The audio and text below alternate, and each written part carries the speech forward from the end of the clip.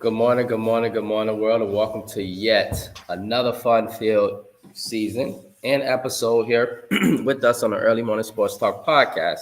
As we embark upon it, will be another great episode this morning.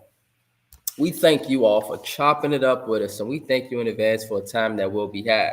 And so, yes, world, we are back like a shark attack, back like we left something, back like we ain't got no clothes on our back. And for the world is a better place in the moment when the Early Morning Sports Talk podcast is taking place. And so we thank you for tuning in with us this morning as we converse about the latest sports topics that have taken place this week and will be upcoming this week. It is always a blast to have you all tune in and participate with us every weekend. As a reminder that every week we always like to begin our podcast by reminding our audience that the Early Morning Sports Talk podcast can be found on Facebook via our two Facebook pages, the Early Morning Sports Talk podcast community page, as well as additionally on our Early Morning Sports Talk podcast Facebook page. Between both of these pages, we have somewhere between 15 to 20,000 followers. YouTube, Apple Podcasts, and Spotify as the Early Morning Sports Talk podcast, as well as our own Facebook pages via Brandon Price, Jamar Goodman, Ian Jones, as well as our guests for that weekend. Today is September the 6th of 2025, and we have seen yet again another fascinating week in the sports world where we saw Jalen Carter and the Philadelphia Eagles. Wait, who the hell wrote this right up? Well, we saw Jalen Carter didn't even play. So Jamar really, bro? Like Jalen Carter and Hey, we saw the Philadelphia. saw the Eagles. We ain't seen Jalen Carter. Well, we saw the Philadelphia Eagles and the Dallas Cowboys get it on. And what was a great matchup, bro. I was surprised. The Cowboys looked pretty good. They beat themselves that game. They really did. If they would have caught some passes, they could have beat the Eagles, like really. And so the Eagles, just championship pedigree, they hung in there. They hung in there, and they got what do you say, an ugly win for their standards. But they got it done. It was an impressive win. And so Jalen Carter wasn't there. And Micah Parsons had just got traded a few days ago to the Green Bay Whackers. And so, man, it was a good game, though. Additionally, we would hear comments from Angel Reese, two-time All-Star forward from our Chicago Sky, her calling out the organization and what was viewed as detrimental comments to the team. And so she would eventually be suspended for her 8th technical foul versus the Indiana Fever last night, in which the Fever whooped our ass again. They whooped our ass the whole season. No games were even close. And Angel wasn't there to play, obviously, and she was also suspended because of the detrimental comments. And so could the Sky and the Angel Reese, could they be heading for an ugly divorce, Jamar? I don't know, but I hope not. I hope that the team does build around her. I know she wants to be vocal, but we'll talk about that later. Additionally, we would see the season kickoff for the Kansas City Chiefs last night versus the LA Chargers. Very good game there as well. Chiefs had a chance to win that game, but the Chargers pulled it out, and we always figured that the Chargers were that little brother that was waiting to finally knock down the big brother. And so, Jamar, it's a really good question. Has that day finally arrived now to where the Chiefs keep skating by all these years, all these games? Has Jim Harbaugh, we saw a change in that organization, and so that change is there. The biggest question we have is if Justin Herbert could come along, and so he played a great game last night. And so, with that being said, we were supposed to have a guest, but no worries. He might join us this morning later on. But additionally, introducing my brother from another mother, and my partner here on the Early Morning Sports Talk podcast, Mr. Jamar Goodman.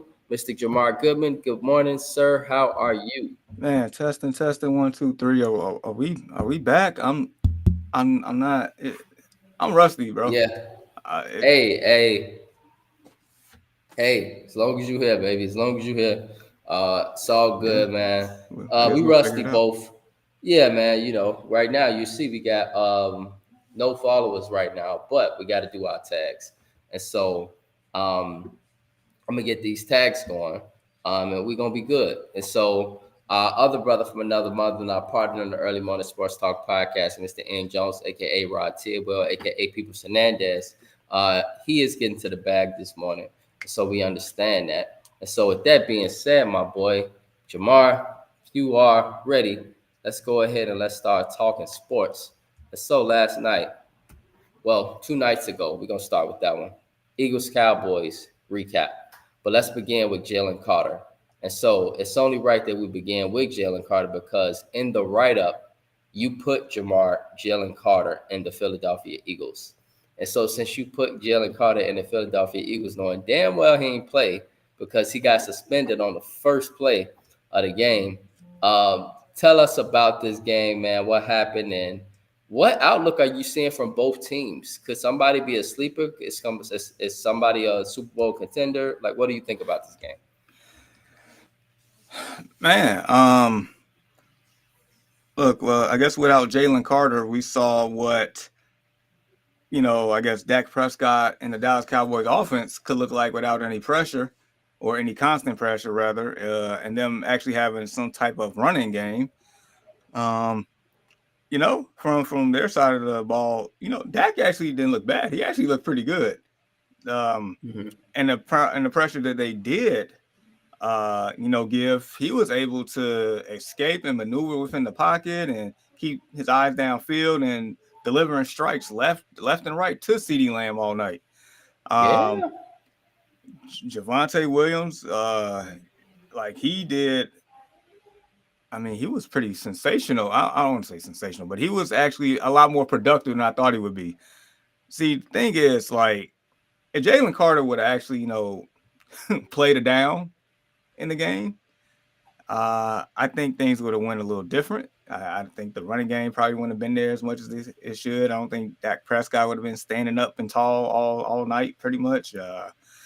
But nevertheless, He is that good, right? yes, I mean he's an All-Pro. That is an All-Pro player that the Bears could have had, but that's a discussion for another day. Man, don't even bring that up. Yes, I know it hurts my heart too. I'm wearing this Bears shirt this morning, but anyway. No, yeah. So from the Dallas Cowboys side, I mean, they actually had a chance. They actually had a couple of chances to win this game. Neither team could stop each other defensively at one point in time. It was just going back and forth. And honestly, I think we would have had more points scored in this game if it wasn't for the lightning/rain delay that happened. That pretty much killed the momentum of the game.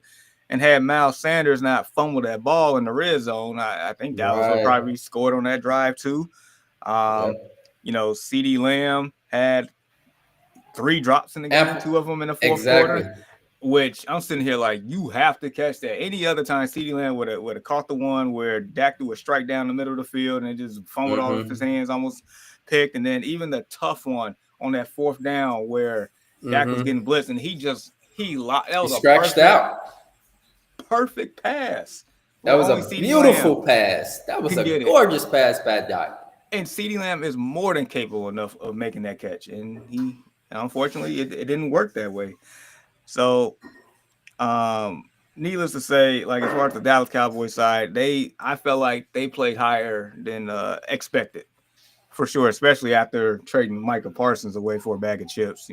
That's right. We can discuss that a little bit if you want.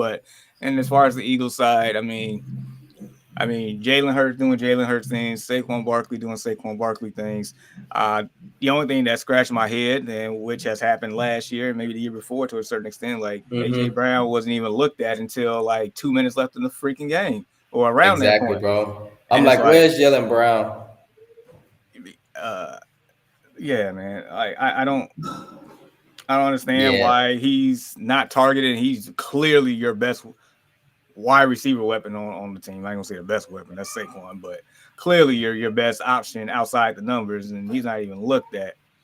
So, yeah, nevertheless, I mean, Eagles got the win. A win is a win, but at the same time, Cowboys, hung in there. And then once again, I feel like the only reason why the Cowboys hung in there because somebody want to spit on somebody, and that pretty much probably whatever game plan they actually had probably went out the window real quick because they was able to pretty much unlock and open the playbook up some more. So there you go.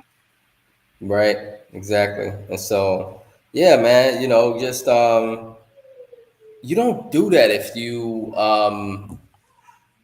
Jalen Carter, like you don't do nothing that stupid, dog. Like, come on, bro. Like, I could see if you spit on another defensive lineman or a linebacker, but we talking about a quarterback, Jamar. This a quarterback. All the eyes on the quarterback during the game, and everybody and their mama know that. That ain't that's very common sense. The eyes, the cameras, everything's on Dak Prescott. And you spit on him right in front of I can see if they did it somewhere like on the sideline. He did it in the middle of the field, right before kickoff, where captains are on when I say the dumbest time to do that. You don't do that in the middle of the field, Jamar, where the captains are on the middle of the field, bringing up, shaking up, bringing in the game. You spit on them right there. So this goes to show, man, like, what do you do with Jalen Carter, bro? I don't know if you make an example out of him. I don't know if you suspend him. But if I'm Nick Sirianni, bro, I'm thinking he do not suit up next week. I got to send a message to him. I understand he's talented, but the Eagles are a talented enough organization to where they can probably skate by a game or two without him. I don't know. I would say just a quick rebuttal to that. Like, to my understanding, like when players in the past that's, spit on somebody or spitting, it's been more so of a steep fine instead of a suspension. But to your credit and to what you're saying, it's on Dak Prescott, the quarterback, not only the quarterback of the Dallas Cowboys, not only the quarterback of the Dallas Cowboys, the highest paid quarterback in NFL history. Right. In prime time. It's America. It's supposed to be American team prime time. I can see if this shit was on of the season. I can see if this shit was on Paramount Plus or Peacock. This on NBC. Yeah, in front of America, the first game of the NFL season, not even before, like right before the first play, like Ian said. Right. Come on, man. Like really? And I think you would agree. I don't know. You give us your opinion, our viewers. That was the stupidest damn moment you can spit on somebody. Like, not in the middle of the field, bro, where the captains are bringing in the game. And the referee right there, Jamar. He right there, G. He right there. So this goes to show our boy Jalen Carter, he ain't really got no real discipline here. And so I don't know what you do with that, man. But doing that is it's a terrible, terrible look. And his team, luckily he on a good team. And so they was able to scoop back because they got a great organization. They got a great quarterback. And if you ask me, Jalen Hurts need to be somewhere in that upper echelon of top 7, top 6 to 10 quarterbacks. He's definitely a top 10. And I know it might not be pretty for him. It ain't all sexy. He ain't out there throwing dimes. But, I mean, man, he out there, he winning games. That's what he does. Yeah. That's what he does. We had that conversation last year. He just wins. And so, yeah, you got to control your emotions. And clearly our brother Jalen Carter can't control his emotions.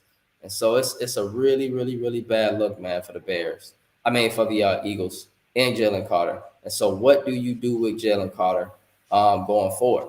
And so if Jamar, he rebutted, but I think Nick Sirianni need to do something with him. Of course, he get a fine by the NFL. But if I'm the Eagles, I got to do something too. I got to. And so that team is good enough, Jamar, in my opinion. They can get by a game or two without him. They'll be just fine. Yeah, they could. Yeah, that'd be just fine. And so, with that being said, let's move on to the NFL season outlook. This is more of a broad conversation. This NFL, right here, we can talk about everything. And so, um, I'm not sure about you, but I got a lot to look forward to this NFL season, bro. A Well, lot of questions. you got let's hear them. What you got? You go first on this. All right, and so to our viewers, if you guys got anything that you are looking forward to this season, put it out there for us. You can help us. But the biggest question I got coming into the season is my Bears. Okay. In the preseason, we had some ups and downs. Yes, I love that shirt and I love that background. I do see a coach that is holding the organization accountable. I do see a head coach that's holding the starting quarterback accountable. And he letting him know if you're not on your, excuse my French, if you're not on your shit, Mr. Tyson Bagent is waiting in the background. And if you not on your shit, you will be replaced. And he's keeping him uncomfortable because Caleb Williams at times could be a diva. He could be a big personality too, a bit arrogant. And to give him some humble pie, he's keeping Tyson Bagent right there to keep him honest, like really, really honest. And so I'm really interested to see how this team look, guys, offensively, number one. Um, how do we look with our weapons? How will they look another year together? I want to see a big year from DJ Moore. I really need to begin to believe in this your boy DJ Moore. And I love that you mentioned Travis Hunter, but DJ Moore, and we're gonna get to that shortly. But DJ Moore, he needs a big year, Jamar. I need to be persuaded that he was worth everything that we gave him up for. I'm tired of bubble screens. I'm tired of 5-yard passes and having him run the ball like he's some damn Emmitt Smith. He need to show us he's a Steve Smith. That's what he need to show us. I need to see some Steve Smith, not some Emmitt Smith. I need some explosive plays. I did get some explosive plays in his preseason, and so that was exciting, man. Whoever that number 14 is, he looked like he a little, speedy mouse out there. So look like we got some weapons. We obviously went out, got another tight end. And so him along with Cole Kmet, I hope that works out well. Can we run the ball? And can that offensive line block, fellas?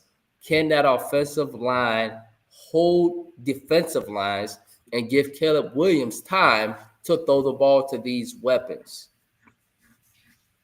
And so I'm looking for big things offensively, and I'm looking for a team that's looking to compete in a very competitive NFC North. And so I got more, Jamar, and I'll continue, but I'll let you jump in as well. All right. Well, I got a few myself, but I guess we can stay on the Bears topic since that's where we are. No, I agree. Like as far as the head coach, and I feel like we definitely have a head coach that's holds people accountable, and it's like you've heard the I don't say the rumors, but you heard the reports per se since OTAs of how he is orchestrating business, how things are expected, no block, no rock, right? Like, and going to DJ Moore, we saw last year his body language, how poor that was, the lack of production that was, the money that he was given before the season on Hard Knocks. We saw that, and then the season turned out to be a flop. So your questions about his productivity with him getting this extension is rightfully it's warranted, man. It is. So Ian's clamoring for 1,300 yards this year. But the thing is, I don't know if he's going to get enough targets to get 1,300 yards. But we've seen in the Detroit Lions offense to where they've had 1,000-yard receivers in the same year between Amon-Ra St. Brown and Jameson Williams. So could that be between DJ Moore and Rome Odunze? I would love to see that. They've had a tight end in that system in Detroit to where the tight end was flirting with 1,000 yards and Sam Laporta. Could that be Cole Kmet? Could that be the rookie tight end Colston Loveland? I mean, I'm all for that too. You drafted Luther Burden III, who I believe is a sensational talent. and that can really throw wrinkles into the other opposing team's defense if he's getting the opportunity. That man can play. The front line, the offensive line, like you mentioned, like can they block? I mean, they spent so much money on the interior of this line, and if we are getting our money's worth, I think he's going to have sensational time to throw the ball like they should, and that's the first that we haven't seen in I don't know how long. We're not used to that, so I think this team is going to be pretty competitive. It's just more so, can they put it all together? It's like we know what's the phrase? Rome isn't built in one day, but I know as far as being Bears fans, like our patience are like pretty much time is up type deal, and that may not be fair to a first year head coach and Ben Johnson that's trying to establish a culture and accountability. But we tired, boss. We tired of the nonsense. But I would say this season does give me optimism for sure. Like you mentioned, the competitive NFC North. I would say 2 weeks ago, every team definitely had a question mark. Ever since a trade I would like to forget, I feel like one team is probably a little bit has less question marks now, but they still got to go out there and perform just like the rest of us do. So yeah, that's what I have for the Bears. So what other questions you got for the league, man? Yeah, but really quickly, let's get into Ian's comment. So, Ian, bro, you say 1,300 yards this year. And so 1,300 yards, are we saying we want 1,300 from DJ Moore? Are you feeling that DJ Moore going to get 1,300 this year? I'm pretty sure that's what he's aiming at. I'm pretty sure, too. So it got to be DJ Moore, not Rome. And so I'm assuming you hitting on DJ Moore 1,300 because, Ian has been big on the DJ Moore train. And I don't think that's just because he played for one of his blue teams, which is the Carolina Panthers. But I think he believes in DJ Moore. And DJ Moore, man, I need to see some Steve Smith from him, not some Emmitt Smith. Not running like he's some damn running back for 5-yard passes every play or screens and him thinking that he finna score on a screen, but a defense could easily read that. Come on, man. Run some plays, y'all. And so super important on the play calling, fellas. This is one thing with the Bears as well. And so there's a lot that we can talk about with the Bears. And we'll get into talking about them more, make our picks, etc. We made some picks already, but we hope that the Bears is not that girlfriend or not that relationship that's toxic, but we hoping that the Bears are a team that gives us love and gives us optimism about a future, if that makes sense. And so when we talk about the Bears, it's like talking about a relationship. We're hoping that it gives us some optimism for a future. And so that's what we hope for with the Bears. And so hoping the best for this team. To hit on Ian, Travis Hunter, bro. I'm really interested to see what Travis Hunter do this year. A lot of people has been all over this kid for his love life outside the field. I pray that kid don't have to go through what a lot of these athletes go through. A lot of them seem to want light-skinned women, with fat butts, all that stuff. And so I hope that kid don't have to go through that, man. I really, really don't. I know she just had a baby, and so it's a good time. But I hope, man, we'll look up a year or two, and then we hear that news that we always hear about light-skinned women. A lot of them just get rich off these dudes. It's crazy. Would you be surprised if you see that headline in the next 2 years? Nope, I won't. Nope. And so I won't be surprised, bro. It's sad, but it shows the colorism that exists in our world, and that's a non-sports conversation. But since it is Travis Hunter, it's something that we just had to mention. And so with Travis Hunter, though, on the football perspective, I'm interested, bro. I'm really interested to see what he does because I know he's super talented. We know the kid can play football, obviously.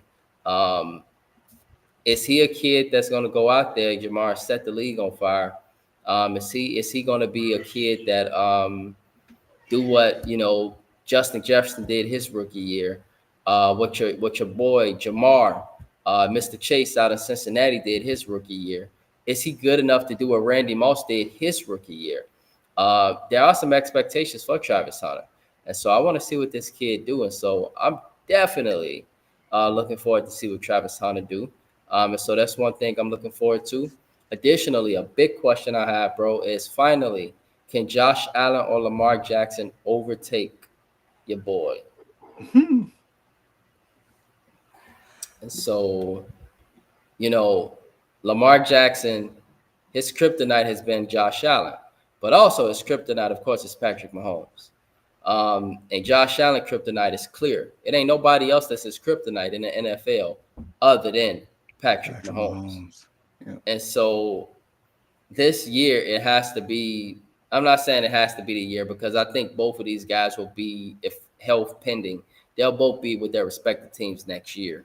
But assuming that they are for years to come, can finally Josh Allen knock down that door? Because if he do, Jamar, that possibly could be his way to getting his first championship. And so that's a big question I have, is can these guys get past your boy, who tends to be the owner of the building, the landlord of the building, the landlord of the home, and the rest of these dudes just tenants living in his building. Mm-hmm. I get it. Yeah. So what about yourself? Man, yeah, I definitely got a few here. Steelers, okay. So Ian got questions about the Steelers and Ashton Jeanty. I mean, Steelers is always, I feel like that's always in discussion every year. It's like, is this the year that the Steelers going to have a losing record under Mike Tomlin, or that's the low side. The high side is, can they actually win a playoff game this year? It's one or the other with them. So it's like we'll get there when we get there with them. So as far as Ashton Jeanty, I'm gonna just loop in the AFC West. I mean, it's kind of like Henson, what you say. Can somebody surpass and knock off the Kansas City Chiefs? This is probably the year that the Chiefs going to look about as human as possible. Even though last year we saw shades of it, but they won 15 games and made it to the Super Bowl once again. Do you know that Patrick Mahomes only lost to 3 quarterbacks in his career in the playoffs, which is Joe Burrow, Jalen Hurts, and Tom Brady? And Tom Brady don't even play football anymore, and he hasn't for the last several years. Like, only 3 quarterbacks, only 3. Damn. Just throwing that out there. But the AFC West, like, outside of our division, that's the division I'm gonna be like cooking popcorn and like chilling out and just like dissecting, because you have arguably, when it's all said and done, 4 Hall of Fame coaches within that division, and they all have made each team has made strides to make sure that they can beat the Kansas City Chiefs. I mean, we saw the Chargers last night. Like, the Chargers might be the team that would actually do it. And that might be the team. It just seemed like even last year they played the Chiefs well. Absolutely. They should have beat them twice last year. Yes. You make that field goal, you win that game last year. You blew the field goal. So, like, the way their style of play definitely is not in favor of the Chiefs. You got the Broncos. Man, I've been saying, that was a playoff team last year. And they arguably got the best defense in the league. And you drafted RJ Harvey to go with the person that you signed in J.K. Dobbins. So that running game is going to be pretty good. You got the Raiders, and we like Ian mentioned Ashton Jeanty, but the fact that Pete Carroll's there, I feel like Pete Carroll gives you an extra 2 wins by himself, just based on how he coaches and what he does in certain moments. And you brought in Geno Smith. You got Brock Bowers. Like, the team isn't terrible. Like, that team, if you sleep on that team, you end up losing to that team. So that's the AFC West in general. Other things real quick, and I'll try to make it quick. Cam Ward. I am curious to see what Cam Ward is about. He has not been talked about in the offseason because the focus has been on Shedeur Sanders, and we get that. And I understand that. Based on how the whole draft process happened. And, of course, the eyes going to be on Shedeur. But Cam Ward was the number 1 overall pick. Cam Ward, in the signs that I looked at preseason, Like he can play, and I think he's gonna get the best out of those players. So I'm curious there. Mhm. Miami Dolphins. Like I feel like Mike McDaniel is probably gonna be the first head coach fired. Like that team just turned into a dumpster fire quick. Like Well, I mean, they put so much investment into Tua, he can't stay healthy. never can, but that's their guy, and they never have a adequate backup quarterback for the times that he's going to be out. So it's like, what are we doing? Um, I would also say I am. Let's see, Ian is around, so I'm gonna try to make this a little quick. And of course, he said his Lions, but I'm going with one of Ian's other teams, the Carolina Panthers. The Carolina Panthers. I am curious. I am very curious because they drafted a wide receiver as well, and I cannot pronounce his name to save my life. I'm gonna try anyway.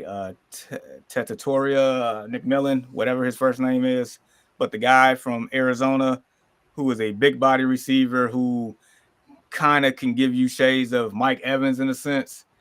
Um, he's gonna be a problem. Bryce Young in the second half of last year started to become a problem. He started to look like that number one overall pick that they drafted him to be.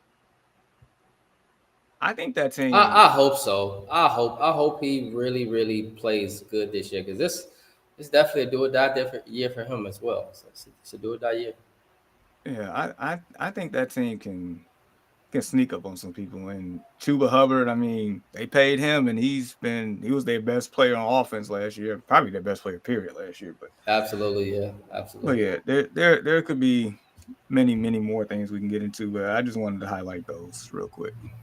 Okay, yep. And so to hit on what Ian was saying. So Ian mentioned the Steelers, and I'm intrigued by the Steelers too because you went out and you obviously kept your star defensive end, um, and you picked up Aaron Rodgers, and so Aaron Rodgers is coming back. Is he gonna look like any shades of his old self, or is he at least gonna look like a 2014 version of Peyton Manning at least? Is he gonna look like something? And so that's just the question. And so what is he gonna do? And then you went out and you got that big body and DK Metcalf. Yeah, Pat. So obviously, that's somebody that is going to be there to play some football. You let go of Najee Harris. That sucks, but I think he's with the Chargers. He was there last night, and Correct. so um, But they you know did. you Sorry, they they did picked up draft who? Caleb Johnson. Hmm. And then on the defensive side of the ball, the big name Jalen Ramsey. Yeah, that's where I was going. And so Jalen Ramsey, signed with the Steelers as well, and so you got that. And unfortunately, they let go of Fitzpatrick too, and that sucked because I thought that was a staple that you wanted to keep there. Like really, Mink has always been a great football player, and he's been low key one of the most.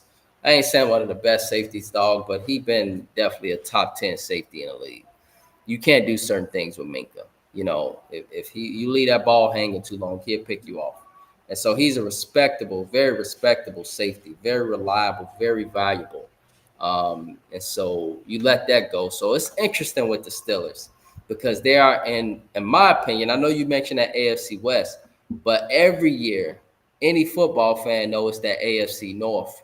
That's one of the most competitive divisions in football because you got three really good football teams in that division. And so they battling for a playoff position in every year. One year can the Bengals get in. One year can the Ravens get in. One year can the Steelers get in. One year they all get in.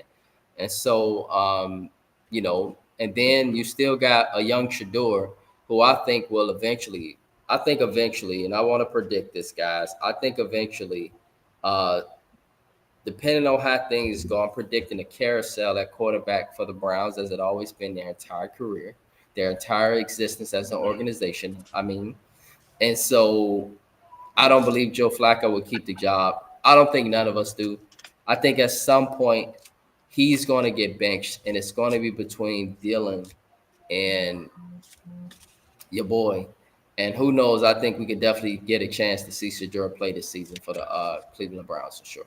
So we should have a official, unofficial Shedeur watch each and every week. We should give an update on Shedeur Sanders until he starts. Hey, if you want to, that's fine with me. I'll make sure we put it out there. And so it's something to where for sure that's going to be, we're going to see him play this season. And the question is just when at this point. As far as Detroit, yeah, I'm interested in Detroit too. I mean, number one, they in our division, but number two, they let go of two great coordinators. You know, one went to be the head coach of the New York Jets, and then obviously one is our head coach. Dan Campbell, what is he going to do now without these guys? We're going to really find out how much of a head coach he is, Jamar. Yep. We're going to definitely find out how much of a head coach he is. You still got pretty much all your weapons coming back. They didn't let go too much of their core. And so you still got those explosive receivers. You still got your quarterback. You still got your star defensive end. You still got a great cornerback. A lot of these guys are Pro Bowl type players. And so they got a team that's just coming back. And keep in mind, Jamar, they had a lot of injuries, bro. They did. Yeah. They had a lot of injuries. If that team was healthy, who knows what they could have did.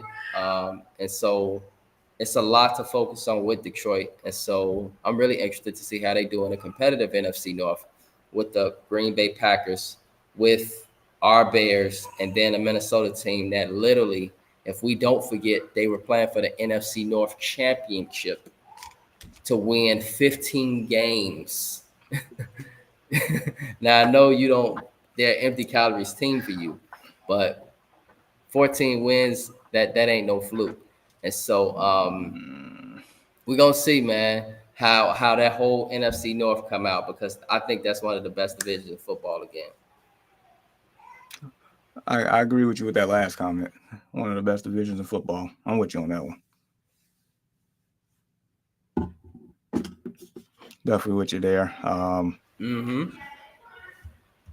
Yeah, man. This season overall, I'm definitely excited, and like I said, there's other things could have got into, but it's so much storylines across the league, and you know that's always makes good for TV. Absolutely, man. Absolutely. Michael Penix Jr., that's another one. Yeah. Michael Penix, how's he going to fare down there in Atlanta?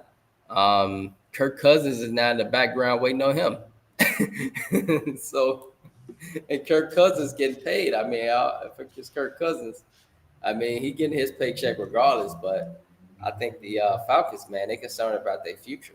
And so, you know, man, if I'm Kirk Cousins, I'm pissed off I came all the way down there for that. Like, and so. Yeah. So when he signed, I'm pretty sure like he wasn't expecting them, and a lot of people weren't expecting them to draft Michael Penix with the 8th overall pick in the previous draft. Threw everybody under the loop. Like, what is going on? But I mean, of course, hindsight's 2020 as far as the organizational standpoint. Looked like that was a good move now. But then it's like you go there to be the starter and think anybody's gonna be over your shoulder, and here we are. Wow, crazy. And so I wish you the best for Kirk Cousins. That's something that's gonna be fluid too, guys. If Michael Penix Jr. don't do well, Kirk Cousins will be starting again in Atlanta. And so you there's no way you can't start him with the money you're paying him. So it's a really, really big question. And so yeah, that's a good point, Ian. On the other hand, notable college football games this weekend. There's not much happening this week to our viewers. It's week 2. A lot of the big schools are playing what we call tomato cans. And so it's a lot of big schools that most of them should take care of business. Maybe there's some games you want to point out, Jamar, that might be intriguing. But from what I see from the schedule, most are potato cans. But we do want to point out Iowa versus Iowa State. Iowa's a Big Ten pounder. They love to pound that rock. And Iowa State is ranked 16th, and they 2-0, and they had a great game that I watched a couple weeks back to kick off the season. And then 15, Michigan will travel to 18, Oklahoma. Oklahoma is a quarterback factory. Michigan, they're trying to rejuvenate themselves as a top program that has national championship hopes. And so those are two games I want to point out. But are there any games you want to point out for this week? Yeah, as you was talking about, I'm just scrolling through the schedule. Yeah, I see what you mean by potato can games. My gosh, this is it feels like a bye week in a sense with this college football. I was shocked, man, because generally you see some games, you're like, man. And I just started in my head to blame Alabama for sucking now, because since Alabama's trash, and I hope I'm not offending any Alabama fans. No, I hope you do. I hope you do. I'm sick of Roll Tide. Florida State went in there and smacked them. They sure did. I want to say some profanity. I'm not going to, but they whooped. Man, that was whew. Yeah. Nick Saban's not coming back, people.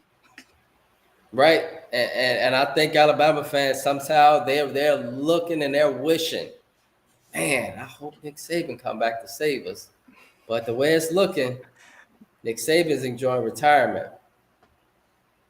Dude, yeah, Alabama losing that luster, that aura. It's fading quick.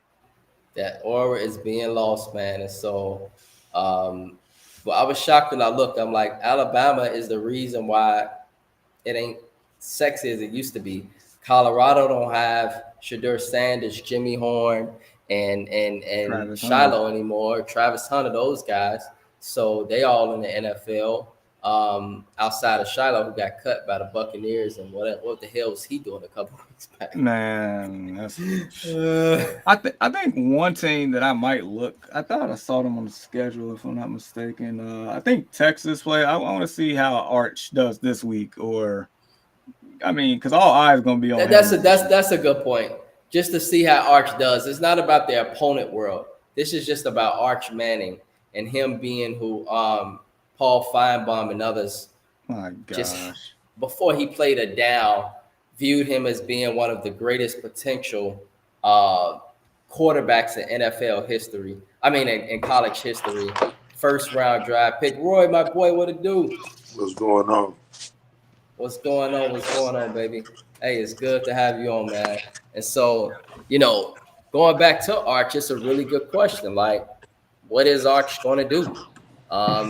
People are viewing him as potentially the first round pick. I mean, Paul Feinbaum said, Jamar, that he's automatically going to be sitting in New York in November. Yeah, I'm like, wow. And he also said he's the best college quarterback since Tim Tebow. Right. And so we're gonna really see. We're gonna really see what Arch Manning does, because part of me is believing Roy, and part of me is believing as well, Jamar, to our viewers. I think Arch Manning might be a bust. I think some about this kid is overrated, and I think he's just living off the name Manning. I wouldn't go that far, but it's like, he's in an unfair position because of what his family has done before he even got to step on the field, Right. Right. I know last year he played a couple games, but he pretty much sat behind Quinn Ewers, and last week was his first official start. The man is a good talent, but it's like, just let him play. Like, we always put expectations on somebody in this microwave society and expect them to turn out instant, and it doesn't work that way a lot of times. Right. Very, very true. And so I hope the world is not, what do you say? I hope the world is not continuing to put these expectations on this kid, but let him actually go out there, play football, and kind of be a normal, a normal football college player. But since he's Arch Manning, I mean, Lord, like, you should have seen the commentary, everything about this kid after one game.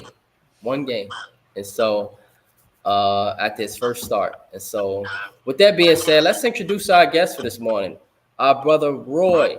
And so, Roy, you're a junior, right? Roy Capex Jr., right? Yeah.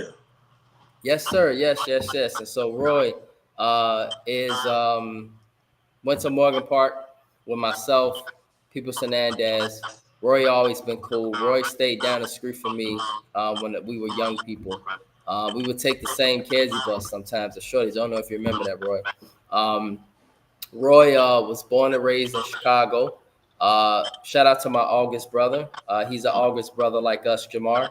And so August holding it down. He's always had a passion for music. And I know specifically he appeared on America's Got Talent. Music was always his passion, but he loved sports too. Was a very good hooper, loved basketball. He started doing music at about 12 years old. And he started doing little talent shows, writing songs and freestyling at school a lot. I definitely remember him at Morgan Park sometimes rapping, etc. And from there, it grew. He started doing shows and open acts.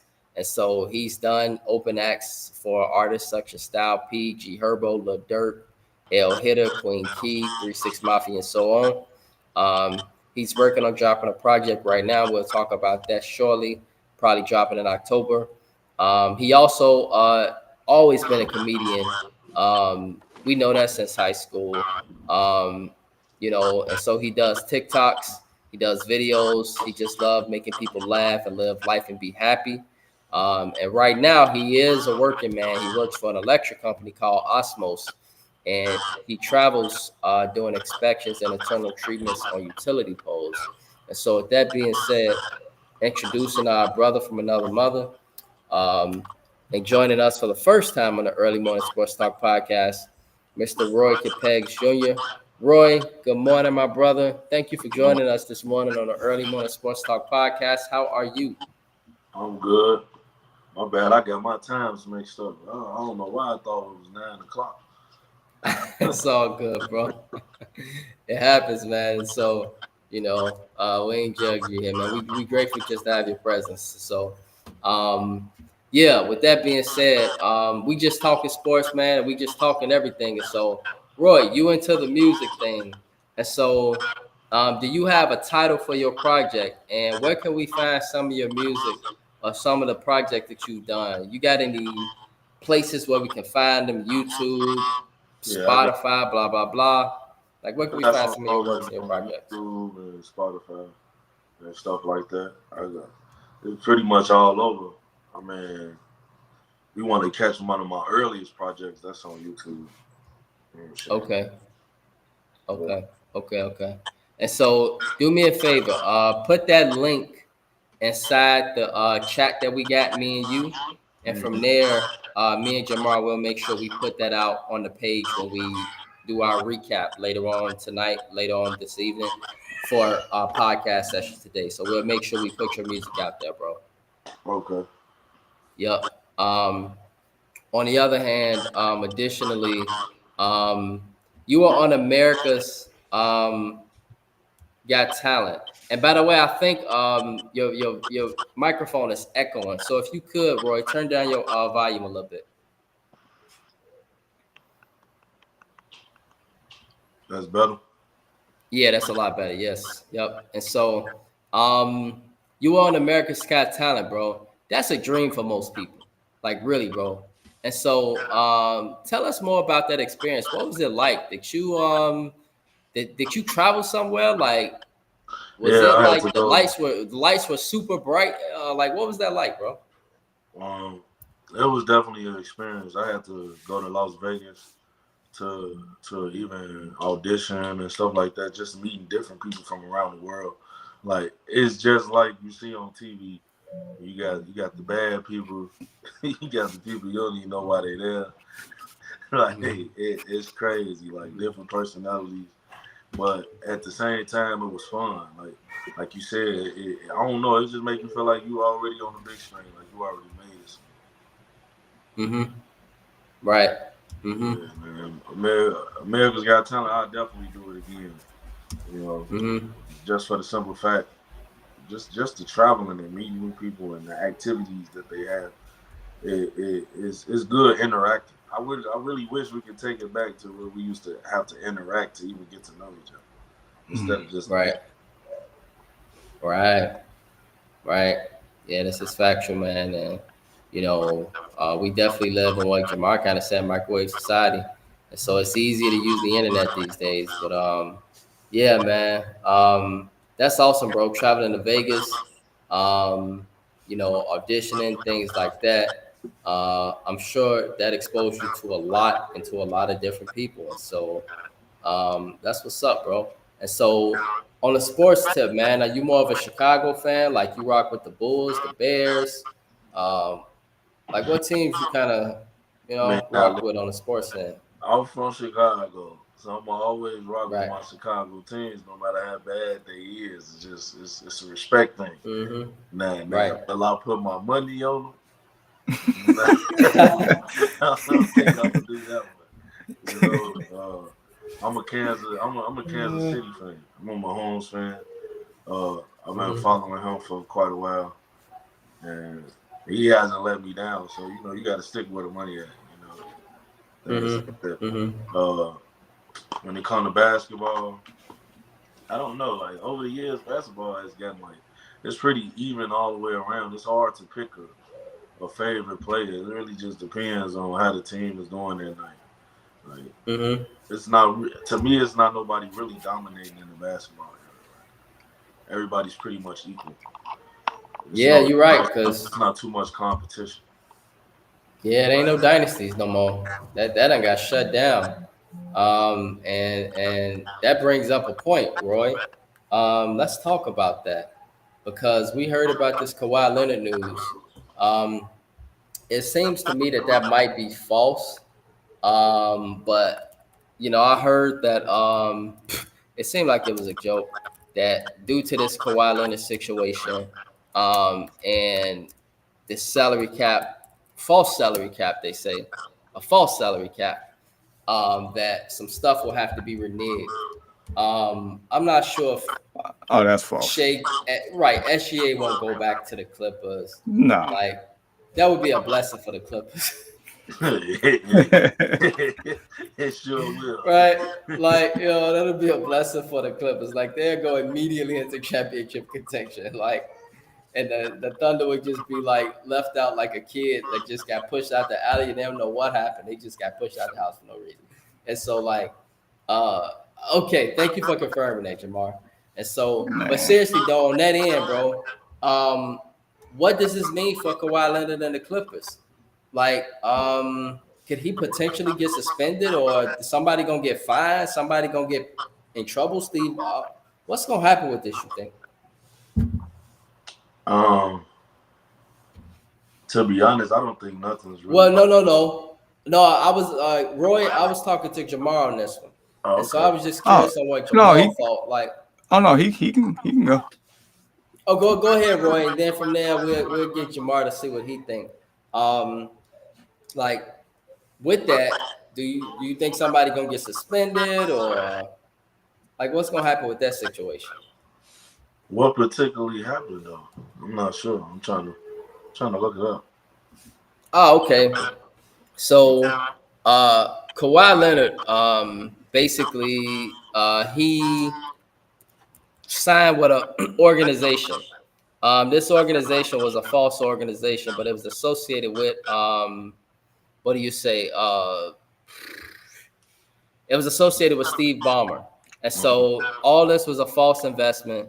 And now it's turned into a scandal because basically it appears that these were secret payments, and these secret payments, which resulted in around, $30 million or so, people were conned. And so now this $28 million got to be paid for. And these were secret payments, indirect payments that messed up the league's salary cap. And so it's like the NBA having a bank account, bro. And they saying every team got a bank account. They got a specific share of this bank account for the NBA. And the Clippers, they went over it. And they cheated. You see? Yeah. And so now they got to suffer. because they went over the salary cap and they stole money from the NBA. And now the NBA like, yo, y'all stole money from us. And the Clippers are just like, man. The Clippers like, man, bro, we just trying to win championships. Obviously, they ain't win no championships. And then obviously Kawhi Leonard, his ass barely on the court. So I'm not gonna lie. Should something be done about it? Yes. Will something be done about it? I don't think so, because this is bigger than just the players. You know what I'm saying? And when you get down to the bottom of that, like it's gonna be a lot of top heads that ain't gonna want that type of attention. So no, they're not gonna do nothing about that. They're gonna try to sweep it under the rug as time goes by and act like we forgot about it. That's how I feel. oh, yeah. It's interesting. Yeah, that's interesting, man. So Jamar, man, what you think gonna happen with that situation, bro? I had a similar mindset. Like, what are you really gonna do? Like, you gonna hold it? I guess the only person they can really go after is Steve Ballmer, right? Who has money on top of money on top of money. He might be the richest owner in the league. I mean, so no, he is the richest owner, bro. Yeah, so it's like, what you really gonna do to him? Like, you gonna make him sell the team, which you probably not gonna do that. So what can you really do to him that's really gonna, make it worth something? That's Whatever you do, it's gonna be a slap on the wrist. Like, okay, all right, don't do it again. That's all it's gonna be. That's what it feels like. Like, I'll find you $1 million. What's $1 million to him? Like, right, $10. Yeah, pretty much. Right, and so yeah, man. I just know a lot of money's involved, but the money that's involved, it ain't too much, obviously, for Steve Ballmer, but it is money that's messing with the NBA money, and so it's gonna be really interesting to see what happens on that end. But it seems like Steve Ballmer was just trying to invest into Kawhi Leonard, but at the same time, these side deals that was done weren't legal deals, and it was done under the table. So I do think there's going to be some repercussions. And Steve Ballmer, he did go on Sports Center, y'all. I don't know if y'all got a chance to take a look at that interview, but he went on Sports Center, and he's saying that he wasn't the fraudster. He said these people calling me, they frauded me, they calling me. And I made an investment in those guys. And so it's going to be interesting because, like you say, Roy, nothing could probably end up happening with this if Steve Ballmer is the one that's innocent. If Steve Ballmer is innocent here, then, right. But Matt's saying vote him out. And so we're going to see, man. We're going to see what happened with that situation. And so with that, Matt, you on here, bro. Roy, curious, fellas. What are you guys' expectations for the Bears this year? Roy, what do you think the Bears going to do, man? Because the Bears, they remind me of that toxic relationship where they always let you down. You know what I'm saying? Like, you love them and all that, and you keep coming back every year like a dummy, but they ain't shit. Man, look. What gotta happen to the Bears is not gonna happen. We talk about you gotta break down the whole team and rebuild it all the way back up. I'm talking about around from the coaching, from the playbooks, from everything, because right now it's like everything is like a broken record. It's constantly getting repeated. You switching out the players, repeating the same thing over and over again, expecting different results. I mean, the Bears they're unpredictable team. They can start off the season horrible and end it strong.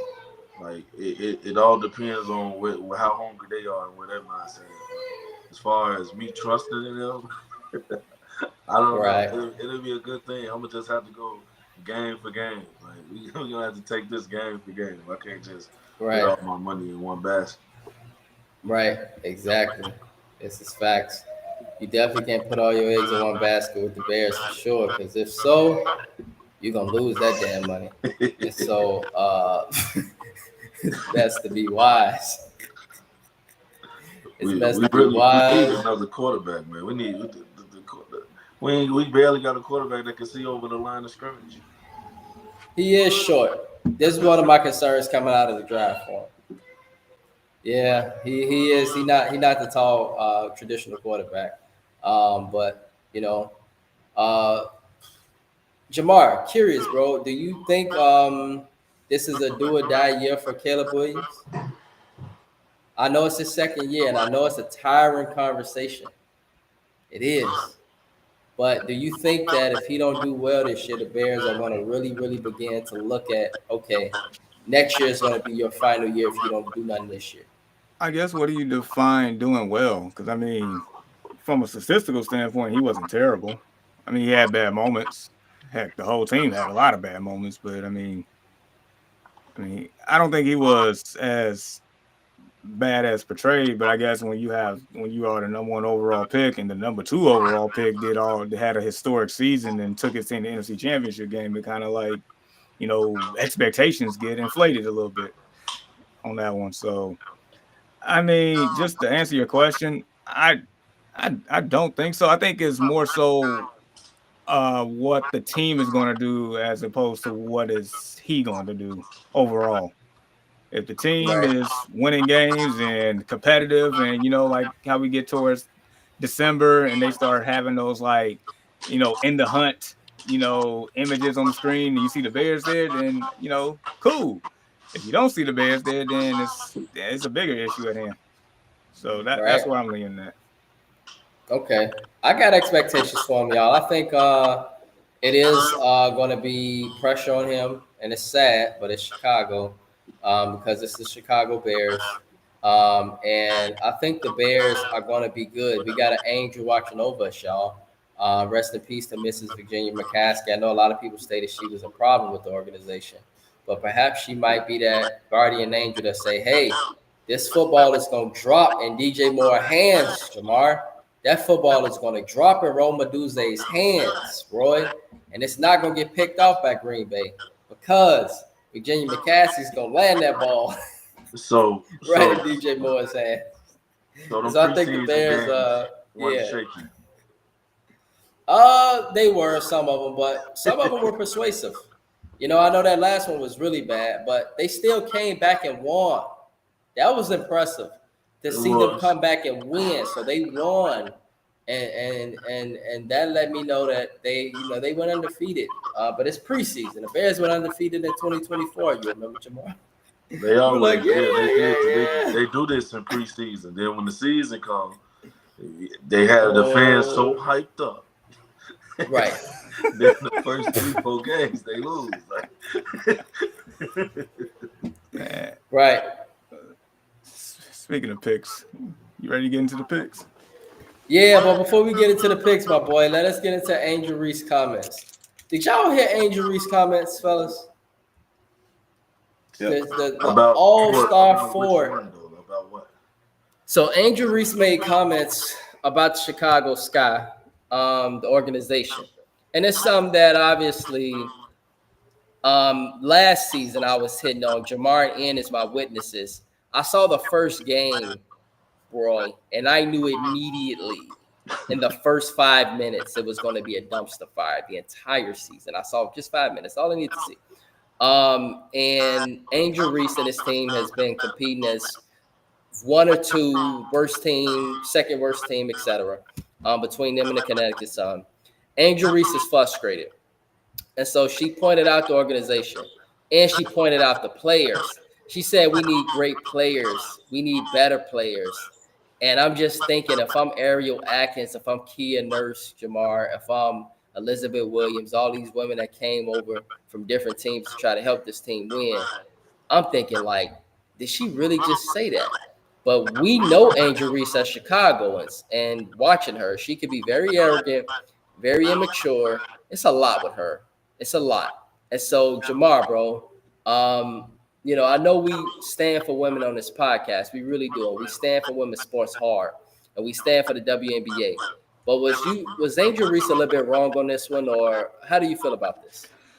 So I'm gonna read exactly what she said, and I guess in her apology, and then I'm gonna give you exactly what I really think. So, quote: I don't think I'm frustrated. I'm more frustrated with myself right now. I think the language is taken out of context, and I didn't mean to intentionally put it on my teammates because they have been through this with me throughout this whole year. They busted their ass just like I busted my ass. They've shown up for me through thick and thin in the locker room when nobody could see anything. I would apologize to my teammates, which I already have, about the article and how it was misconstrued about what I said.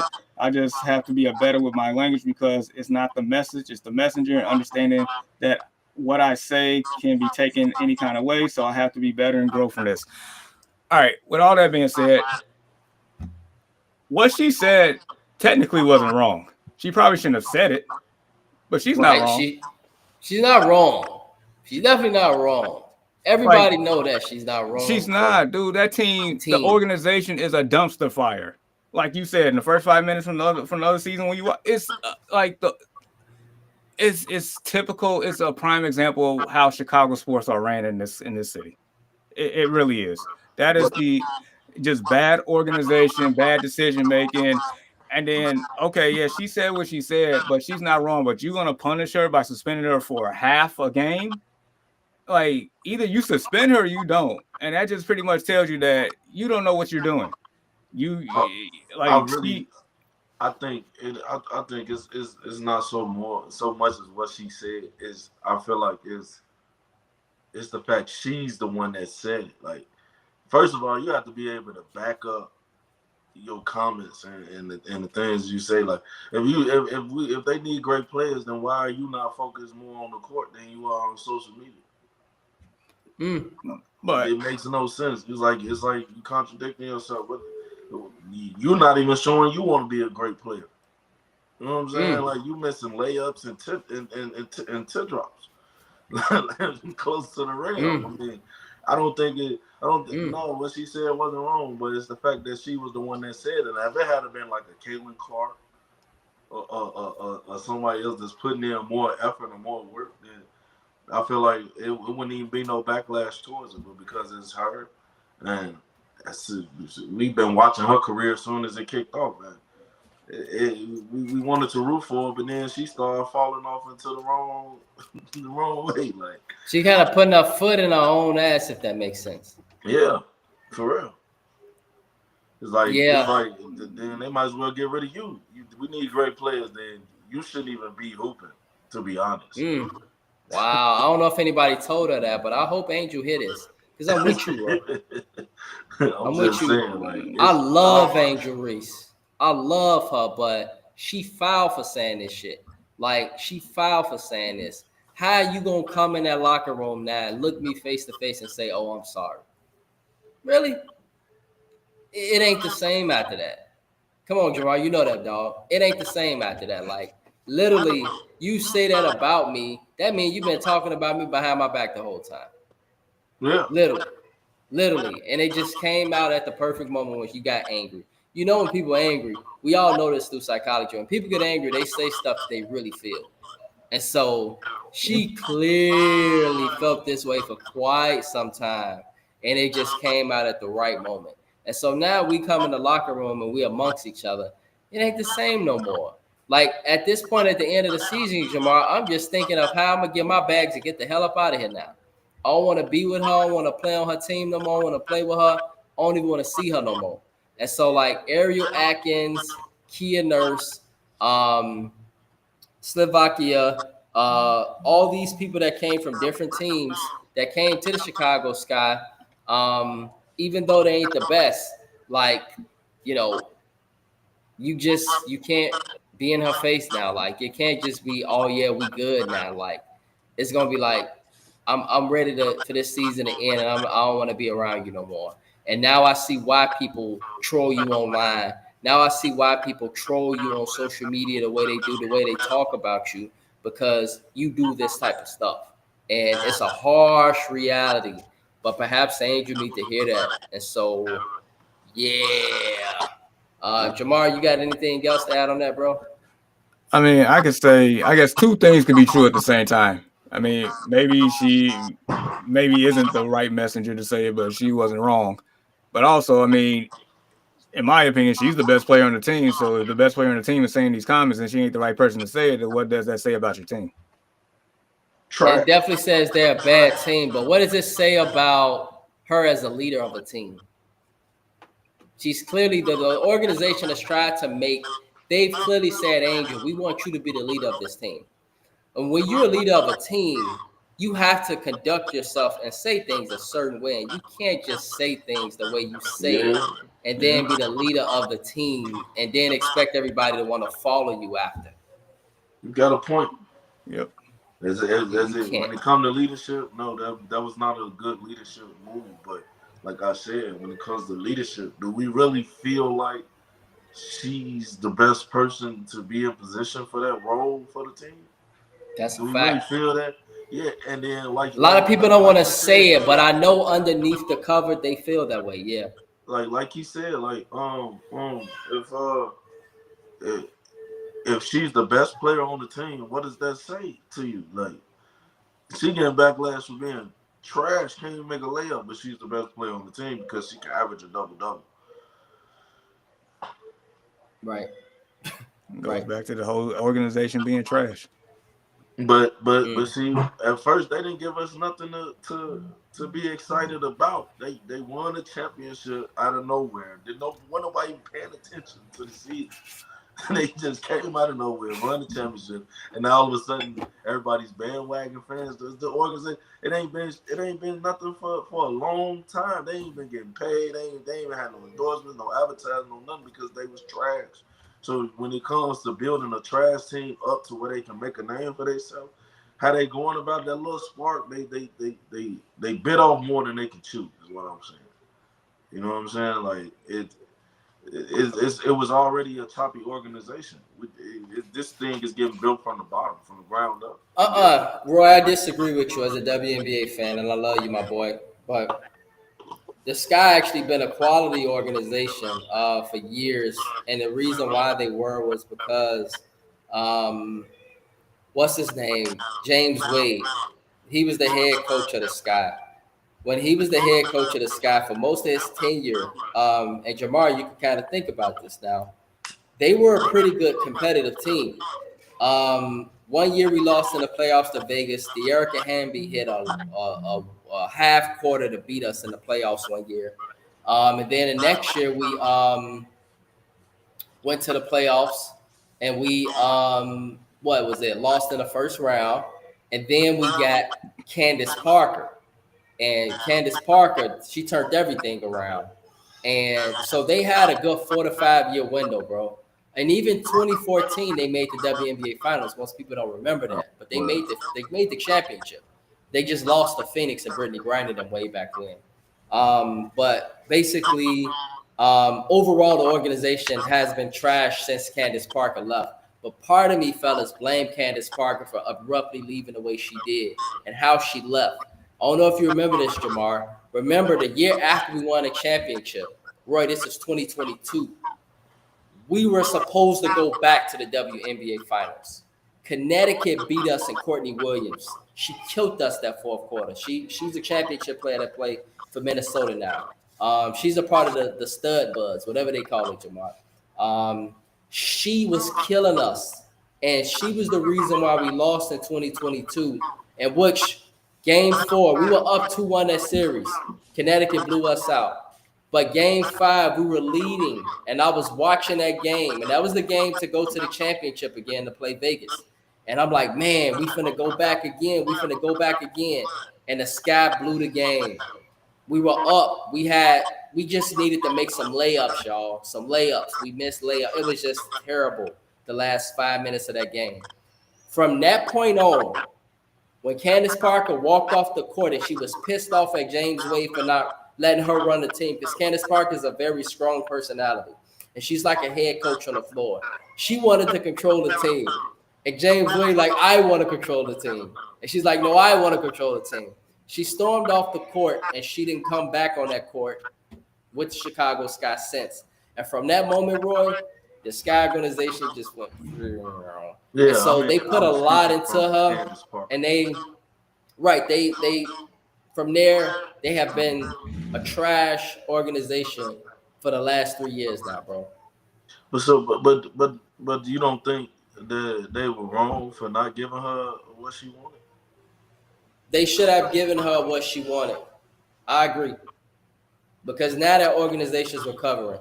And then even worse is last year when they let go of the Caucasian girl that could shoot. And then you let go of the hooper They didn't that went resign. to Mexico. What's her name? Right, y'all know who I'm talking about. She went to Mexico. Kennedy. Yes, Kennedy Carter. Yeah. Kennedy Carter. That right there was the downward spiral of now them even being even worse, Roy. Because if they kept her, they would have been a playoff team this year. Yeah. The girl can ball. They let her go because she pushed Caitlin Clark. But isn't this our problem with every Chicago team, with every Chicago organization? Letting go of great players out of nowhere. And this is not nothing new. We should have been expecting. This is facts. We were just talking about Jalen Carter that played for the Eagles. Bears could have clearly had him. They ain't take him though. It's either political reasons or money reasons, just making excuses, and all of a sudden the players that used to be on these teams or could have been on these teams turn out to have Hall of Fame careers, and then we just sitting here as fans just looking stupid, and the organization don't have anything to say about it. So it's like it ain't nothing like look at Justin Fields. Look at what he's doing since he's been out of the Chicago organization. It's bad. Right. It makes us look bad when we let go of people, we let go of players, or we let some slip by and they go somewhere else and they dominate. Right. Yeah. Exactly. Yeah, man. Montgomery. Look at him. They need to. I feel like when it's time, like they don't give people the respect they deserve, and that's why people end up either walking off or want to do something other than. Because if you fall into the trap, you come back. Now you got lifetime injuries you can't even bounce back from. Right. Yep. And so, man, what can I say about the organization of the Bears, man? What can I say about the Chicago Sky and all these Chicago organizations? And so with that, fellas, let us get into our NFL Week 1 picks. Jamar, let me know if you could post this on the page, my boy. And we're going to go from there. Let me actually tag Killer Price as well to see if he's able to do the picks with us. And we go from there. And so, yes, Cardinals. I think they are at the Saints, yes. Cardinals at the Saints. So let me share this screen. Thank you, my boy, for reminding me. And all right, and so Cardinals at Saints. Excuse that 13 because that's Atlantic Standard Time. That's military time. Bro, I don't know if you know I live overseas, bro. And so this is why you see the time you see. And so the Cardinals at the Saints. We're going to follow it up. Jamar, you go first. Roy, we're going to follow up with you, and then I'm going to follow up as well. And so, Jamar, I know this week 1, but we got to make picks. We ain't got no evidence, really.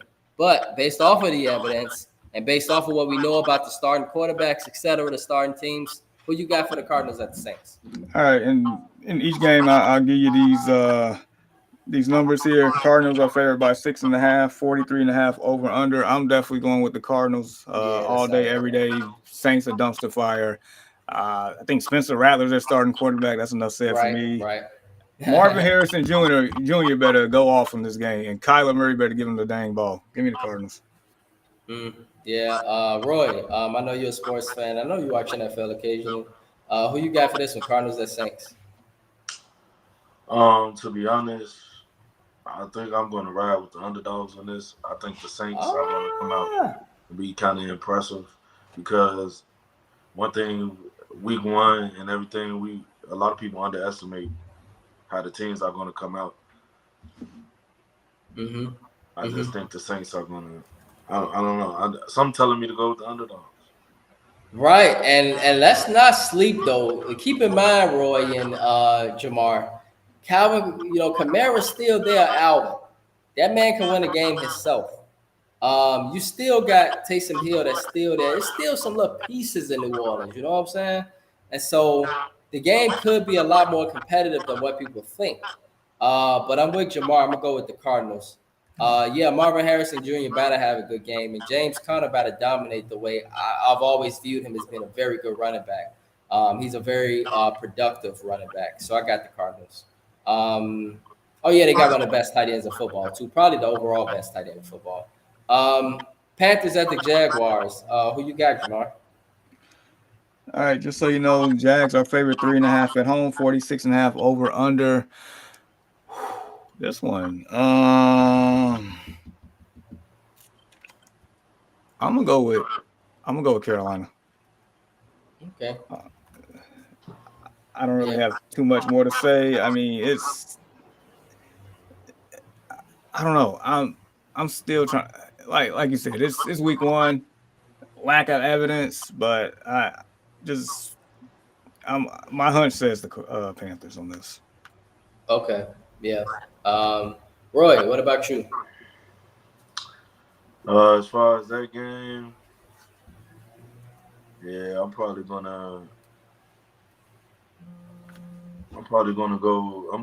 agree because I can't see the Jaguars are such an iffy team, man. I can't see them coming on top with that situation.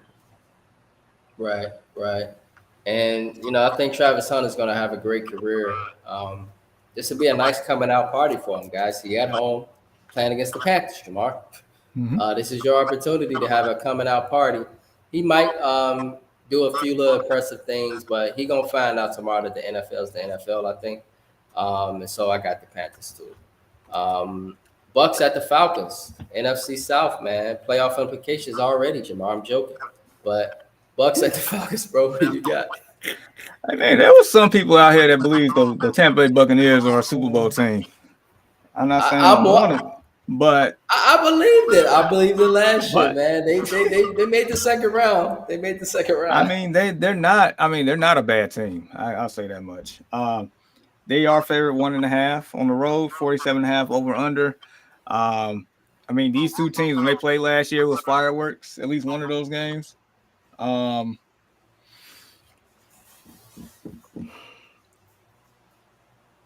gonna go with the Buccaneers. Okay. On the road. Yeah. Okay. Yep. Who they playing again? Atlanta. So, Bucks at the Falcons.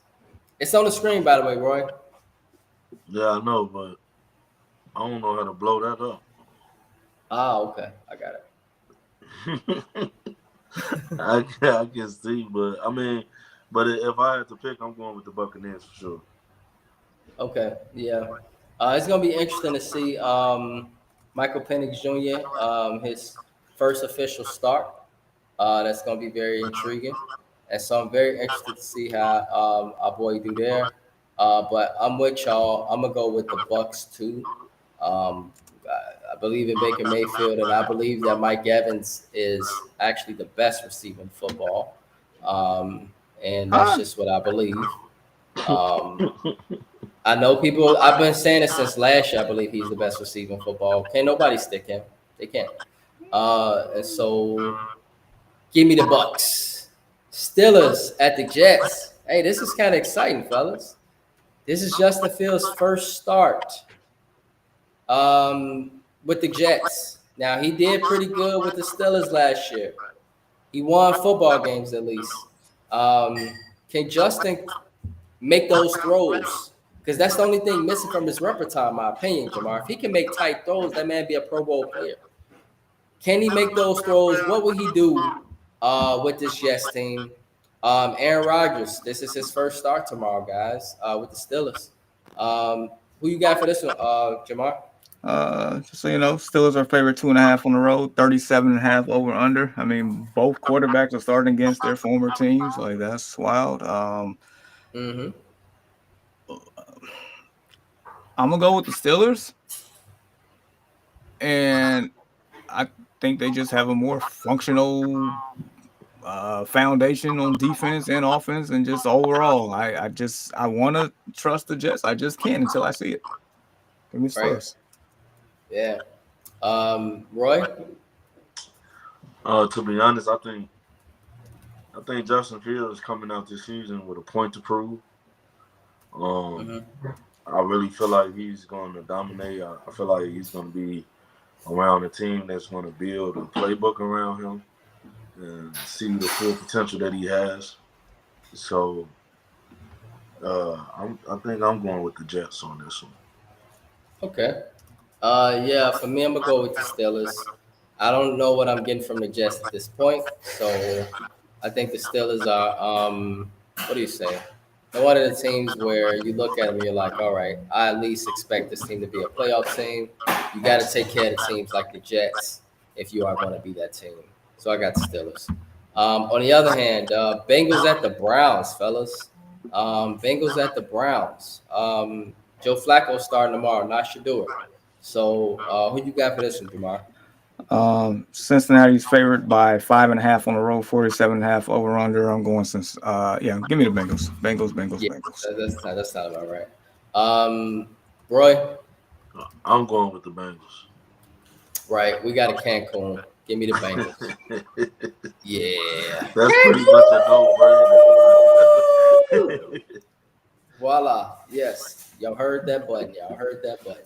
And so Bengals. Dolphins at the Colts. I know Jamar just stepped away, but Roy, we can get your pick quickly. Tua Tagovailoa, he back. But Anthony Richardson is not starting for the Colts. What do you want? And so he's not starting, which is very unique. So What do you want that's here? we at least know that Jonathan Taylor is one of the best running backs in football. So I just paid. I don't know. I just paid the mortgage, which is the money for the house. So who do you got for this one? Roy, Dolphins or Colts? I don't know. I will have to go with the coach. I don't know. I don't really have too much input with that game. Right. If I had to choose, though, I think I would choose the Colts because I don't know. They have a better organization to me than the Dolphins. Right. And I just feel like the Dolphins just not gonna have what it takes to beat them. Not tomorrow. Okay. For me, when I look at it, I look at the Dolphins as being the better team. The Dolphins were a playoff team a few years back. They had an off year last year due to the injuries of Tua Tagovailoa, but they finished strong. And so when this team is healthy, they're a good football team. And so for me, yes, I got the Dolphins. I think they do take care of the Colts because I don't really believe in the Colts like that. Well, they went down Ever since your boy retired, Andrew Luck. Yeah, ever since Andrew Luck retired, and then Jim Irsay passed. Anthony Richardson is very immature, from what I hear. So right now, that organization is in shambles, as we say. The Raiders at the Patriots, bro. So the Raiders, Pete Carroll, this is his first go round with the Raiders as a head coach outside of the Seahawks. Geno Smith, starting quarterback. You got some weapons over there in Las Vegas. And the Patriots are just the Patriots. They're a plain team, nothing sexy about them, nothing flashy. But they do got a new head coach in Mike Vrabel. And Drake May is the second-year starter. I don't know. Who you got for this one, bro? Because I'm a little confused. I'm going with the Raiders. Okay. I just feel like it's going to take some time for the Patriots to get used to their new head coach, get used to the way he runs things. And I just feel like the Raiders have been climbing lately. They've been showing. I think they're gonna show up and show out. Okay. I hope so, man. It'd be nice for Las Vegas. I'm with you though. I got the Raiders, and so that's that. The Giants at the Commanders, bro. The Giants. What do you say? Russell Wilson. He's the starting quarterback for the Giants. But the Commanders are coming off the NFC Championship last year. Daniel That's Jones. why. Some I don't people, know. I some got to people, go with Washington, man. I don't know. right? No, I'm Washington. with you, man. I'm with you. This kid from Washington, man, he should this year should probably be an MVP year for him. So, are we both agreeing with Washington? We both agree with Washington, right? Yeah. Yeah, obviously, man, obviously. Yeah, that makes sense. Titans, the Titans at the Buccaneers, and so not sure about what your thoughts on this one, but Titans at the Buccaneers. I mean, Who you got for that one? Broncos. Yeah, the Broncos. Yes, and I got to change my screen. I don't know what happened here on my end. That's gonna be a tough one though. To tell you the truth. But if I had to choose, I'm going with the Broncos. Mm-hmm. I think the Broncos are going to be the stronger team in that situation. Mm-hmm. The Titans haven't really. They still got to show me something. Right. Yeah. I'm with you. I'm going with the Broncos. Cam Ward, this is his first start, so it's going to be interesting. But the Broncos are a playoff caliber team. Nice head coach, Sean Payton. This team should be competitive, so I got the Broncos as well. Plus, they at home in the Mile High, so I got the Broncos. Niners at the Seahawks, bro. The Niners had an off year last year. As you know, they've been a Super Bowl contender for years, the Niners. But now, they are where they are, and they were injured last year, but they got their players coming back. CMC, Brandon Ayuk, Debo Samuel, he left the 49ers. He went to the Commanders. But the 49ers still got Bosa. They still got Brock Purdy. Still got a great head coach, Kyle Shanahan. Meanwhile, the Seahawks, they are a team that was a pretty good team last year, but they lost DK Metcalf, and that's a huge loss for them. Who you got for this one, bro? I mean, this is probably the most even matchup that we have, to be honest, within the two teams. But considering the injuries and everything that took place with the 49ers, I just don't think they're going to come out 100% ready to take on a win. So I'm going to have to go with the Seahawks with this one, even though I feel like the 49ers defense is way better. And I just don't. I'm not sure with the players coming back. I really feel like they still got to get used to the field. I don't feel like preseason was enough. Okay. Yeah. All right. So you got the Niners or the Seahawks? I got the Seahawks. Okay. Yeah. And I'm gonna go with the Niners because I don't know much about the Seahawks. I need to see them without DK Metcalf first, and so because of that, I'm gonna pick the Niners. But the Seahawks, I do know they were a good football team last year. They were a good football team last year, and they should have made the playoffs. So gonna be really intriguing to see them for sure, for sure. Um, the Lions at the Packers, bro. That's a big game. The Lions, they one of the best teams in football, and the Packers, that's a NFC contender. Just got Micah Parsons. Who you got for this one, bro? I'm not a cheesehead fan. Man, I'm with you, bro. Man, I'm automatically falling with the Lions. Like I never, I don't know. I can't. And then plus the Packers, like they rebuilding. I just see the Lions taking to just dominating this game tomorrow over Green Bay. right. Okay. Yeah, I can see the Lions dominating the game. And so, Jamar, bro, you back with us. And so I think for you, we left off at the Dolphins and Colts. And so if you don't mind, I got to pick on you, bro. I got to ask for your picks for 5 games here. That's fine because I need y'all 5 picks too to record. So Oh, okay. And so for Roy, what were your pick? Who did you have for the Dolphins and Colts? You had I picked the the Colts, Colts. right? The Raiders and Patriots, you picked the Raiders, right? You're right. So you got that, Jamar, so far? yeah, Giants and Commanders, Roy picked the Commanders. Titans and Broncos, Roy picked the Broncos. Okay.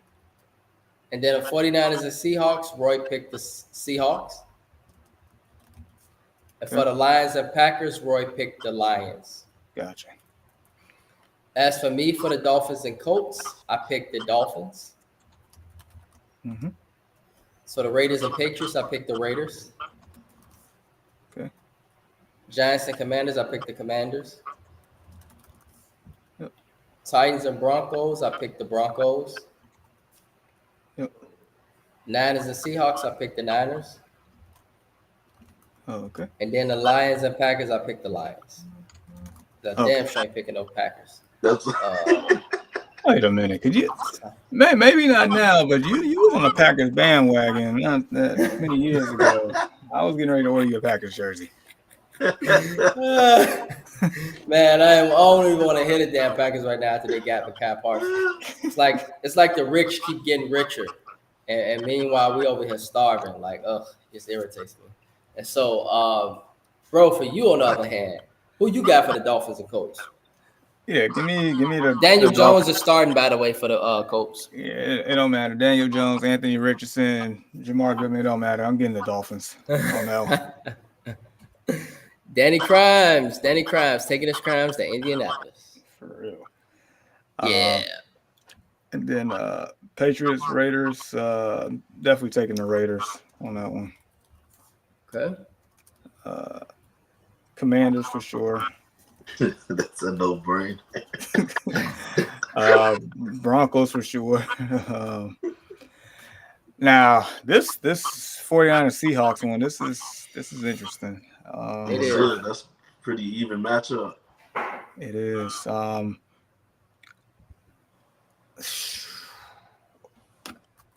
gonna go Seahawks. Yeah, because they were a good team last year. Yeah, I just I mean they are, and they know how to play the Niners well. They always do. And then of course I'm taking the Lions. Now the starting quarterback in Seattle again is what's the kid? Sam Darnold. Right, Sam Darnold. Okay. Yeah. Yep. And so and then you got the Lions, right? Yeah. Right. Okay. And so the Texans at the Rams, Ravens, Bills. These are two. I mean, all these are great football games. These last 3 football games. Texans at Rams. Texas second round team. You know, C.J. Stroud. He's a good quarterback. But then L.A., man, they're explosive, man. They got weapons over there in L.A. And so L.A. might be a team that needs to be watched seriously. So who you got for this one, bro? Texas or the Rams, Jamar? All right. So just so you know, Rams are favored by 3.5, 43.5 over under.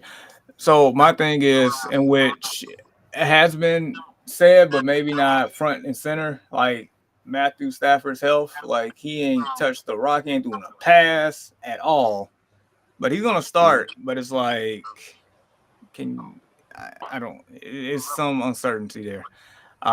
Texans arguably has the best defense in the league now. Rams, like you said, are explosive and they can be a Super Bowl team if healthy, but I'm gonna go Houston on this one. Roy,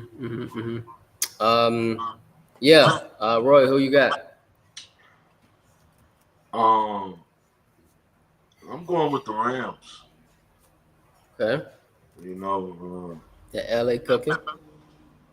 Yeah, I'm going with LA with this one. I mean, Texans, they are a good team. Don't get me wrong, but I just think LA, man, last season they had a point to prove, and I feel like LA has been proving a point, and I just feel like that I don't know. I can't. That's the game we just gonna have to watch to the end. Okay, yeah, it's gonna be a good one for sure. That's gonna be a good one, man. I'm with y'all. Or with you, bro. I'm gonna go with the Rams since they at home, bro. Um, that's gonna be a really good game though, because even if the Texans come out firing, me and you, Jamar, know the Rams gonna come out too with Matthew Stafford, and they gonna put up buckets. Yeah, So that's sure. gonna be a good game for sure. I'd be shocked if it's not. Um, yeah. So on the other hand, uh, Ravens and Bills. Who you got for this one, Jamar? Just so you know, the Ravens are favored by 1.5, 50.5 over under. They expecting fireworks. So I'm gonna use the key phrase that's been used with these picks. One of these teams has something to prove. The last time these two teams played, Buffalo ended up winning. Mark Andrews out here fumbling balls, dropping 2-point conversions, things of that Yeah. nature. The Ravens had something to prove in this matchup. Lamar Jackson, like he arguably could have been, in my opinion, should have been MVP last year, but nevertheless, No, it should have been Josh yes, he Allen. should have. We ain't gonna go back and forth right now on that. But I got Baltimore winning this game. Like that team is loaded. I got the Ravens. Yeah. And so, Roy, Ravens and Bills. See when we talk about when we talk about Lamar Jackson, we're talking about somebody who's hungry, who wants to win, who wants the ball in their hand when the game is on the line, things like that.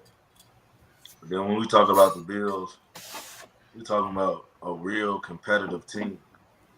They're gonna play you to the last second, to the very last second. They're gonna keep playing.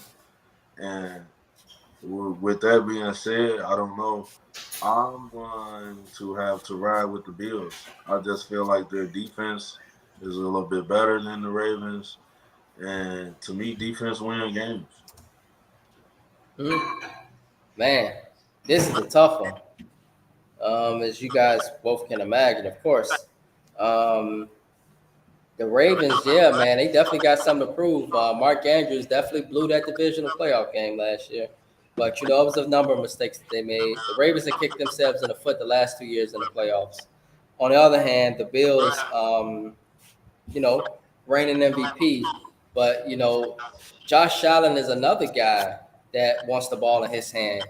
This is another chapter in a great rivalry, guys, between Lamar Jackson and Josh Allen. And so the Bills are at home. But man, I'm just looking at the Ravens, and for me, that difference, y'all, is Derrick Henry. And so I feel like he has something to prove this year. That's the guy that got something to prove this year is Derrick Henry. And so I got the Ravens, but I think that's going to be probably the best game of the week. And so give me the Ravens. But I obviously, I think we all, if you're a football fan, you're going to watch that game. On the other hand, Monday night as a football fan, our Bears kick off. We at home too. We down on Lakeshore Drive versus the Vikings and J.J. McCarthy in his first start. So Vikings 14-win team last year, but this was without J.J. McCarthy. Whole different team now with a different quarterback. Who you got for this one, Jamar? Vikings or Bears? Well, Minnesota's favorite 1.5 on the road, 43.5 over under. You can see the poster behind me, who I'm picking. But if I'm just just being unbiased here, I still believe our team will win. You kind of said it where I was going to. J.J. McCarthy's first start. Right. In a hostile environment with all the bright lights on him on Monday Night Football. That's the part for me. Like, if everything's even and you say that's the key, that's the difference maker, then I'm taking my team. Look, I feel like our team, based on the head coach, is going to be Like he's been doing. They've been holding him accountable. If something's not working, somebody not doing their job, you think they still gonna be in the game? Absolutely not. What's his name? Jefferson dealing with a hamstring injury, so I don't know how that's going, but I know our boy Jalen Johnson, he's dealing with some stuff, and then TJ Edwards, I think he's dealing with some stuff too. But overall, I'm riding with my team. Caleb needs to have a good first game to get the pressure off him per se. So yeah, bear down, Bears winning. Yeah. Roy. Okay, I get that. I'm bear down for sure. I'm born and raised in Chicago. I can't go against them, but I gotta be smart. Over the last, say, 5-6 years, the Vikings have dominated the Bears. Have ran all over them, literally. I just don't see it. Like, yes, I want Caleb to come out swinging. Yes, I want him to get the pressure off of him. But is this the game for it? I don't think so. I think the Vikings are going to continue on what they've been doing for, as the records show, for years.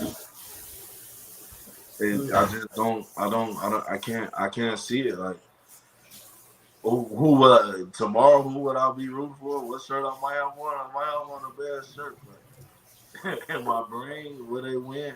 I'm not looking forward to the win. I'm not going to put myself up there on the pedestal expecting the unexpected. I feel like the Vikings are going to take over, so I'm taking the Vikings with this one. Okay. Yeah. From a football perspective, I actually believe the Bears will win from a football perspective. I think the Bears are the better team now. And the difference for me is J.J. McCarthy. I don't know what he's going to do. He wasn't even that great for me at Michigan. So I don't even know I don't know how the Vikings are even believing in this kid. And I hate to say that from a kid that didn't even start an NFL game, Jamar. But he has not started an NFL game. He wasn't even a first-round pick, in my opinion, or definitely not a first high-round pick going into the NFL draft, Roy. But the Vikings, outside of this kid, they are a fucking fantastic football team. Outside of him, if he comes out and play great, they could be something serious again. But the Bears, I think the Bears are a really freaking good team. And I'm not saying that just because I'm from Chicago. They have a lot of pieces that they can plug in. And if those pieces can maximize, the Bears could be a very fucking good football team too. A very, very good football team. It depends on Caleb Williams and what he do. And so I think with them being at home, that crowd, Minnesota coming in, knowing the recent history, knowing the storylines, knowing he's under pressure, I think Caleb Williams needs to come out and be assertive. I think the Bears need to come out and realize that ain't nobody expecting nothing from them, so they just need to go play football and execute. And I think Ben Johnson, his identity will be all over this team. Tough nose, detailed, not taking plays off, want to win, and finding and learning ways to win. I think the Bears pull this off. And a very, very good game because the Vikings is a very good football team too. Do not sleep on them. But I got the Bears. And so, Roy, do you got any more comments? You were going to say something before we ended our NFL picks? All I was going to say, well, how many times did we say Chicago had a good team? They have some good pieces. We need them to dominate. We need them to do it. And it has never happened. I mean, I want it to happen, don't get me wrong, but at the same time, I'm not doubting them. It's just the expectations, the high expectations is not there anymore. I'm not expecting anything from them. I'm just expecting them to go play football. It's just a football game. Go have fun. Like, take it back to those days. Have fun or something. Because right now, y'all got everybody in Debo's chicken coop. We trying to figure this out. Right.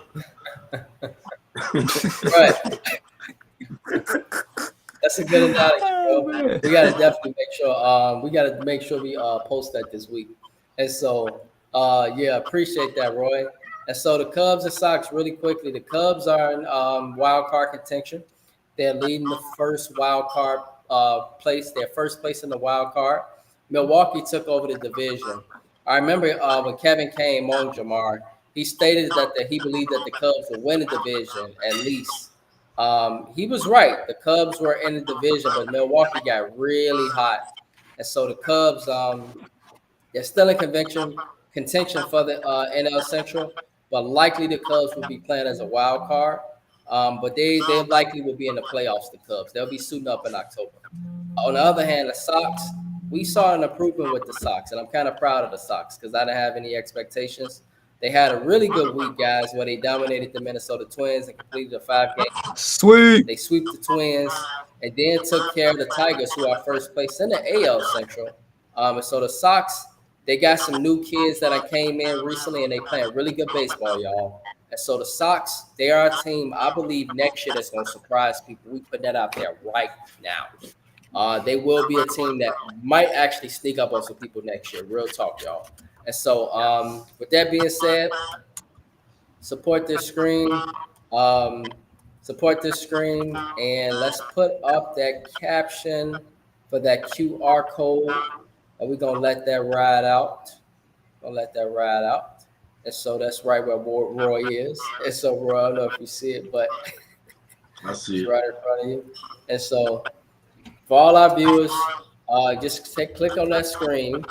And when you click on that screen on our various platforms that we view, you could click that, and it'll take you to our QR code, to our Venmo, and you can support us. And so we appreciate your support. We really, really do. And so with that being said, our final thoughts and shout-outs, fellas. As we head into the weekend, any final thoughts and shout-outs? So, Jamar, any final thoughts and shout-outs, bro, as we head into the weekend? First and foremost, appreciate Roy for dropping by. Shout out to you. Just in general, like, dude, NFL is back. I'm stoked. Like, I got a game yesterday, the game 2 days ago. Got college football today, got NFL tomorrow, and got the Bears on Monday. I'm a happy camper, so I'm glad football's back. That's pretty much. Absolutely, man. Absolutely, yes. Roy, man, any final thoughts or shout outs, bro, as we head into the weekend? Well, I'm gonna shout out to y'all for even inviting me and having me. You know, thanks for joining us, I bro. always wanted to try to get into and do. You know, I've watched previous times before when I seen you guys up here, so just to even get the invitation, so shout out to y'all. And you know, like, I'm happy that football season is back. To me, it's a more live and entertaining situation. You know, yes, it's better, to man. look forward to. You know, and that's really about it. You know. Yeah. Roy, man, hey, I appreciate you, bro. And let you know here, you family on the Early Morning Sports Talk podcast. Once you come on that platform with us, man, you family, bro. You always been family as a fellow Mustang. And so please send us those links so that we can get your links out there to our audience. So people can know more about what you're doing and the music that you create and all the things that you're doing. And so send us your IG, send us your Facebook, send us your music. Get that to me in the chat. We make sure we get that out there for you. So we appreciate you rocking with us this morning. Jamar, as always, bro, this is our first episode of yet another season. I don't know, man. We started this in 2020, and so it's been years. And so this is probably maybe somewhere between our 10th season, I think, between the 5 years we started in 2020. And so appreciate you, bro. And we know you always, you know, Jamar, you know, he does what he do with us, but then he take care of what he got to take care of at home. And so we understand that. And so with all that being said, on behalf of the Early Morning Sports Talk podcast, we would like to say thank you for tuning in with us this morning. Continue to chop it up with us and support our podcast on various platforms. And if you are and would love to talk sports with us on the Early Morning Sports Talk podcast, we are here and would love to do so with you. Your love, support is truly appreciated. And we hope you all have a blessed and safe weekend. And please remember that with God, all things are possible. Everybody, appreciate you all support. and have a great weekend. Peace.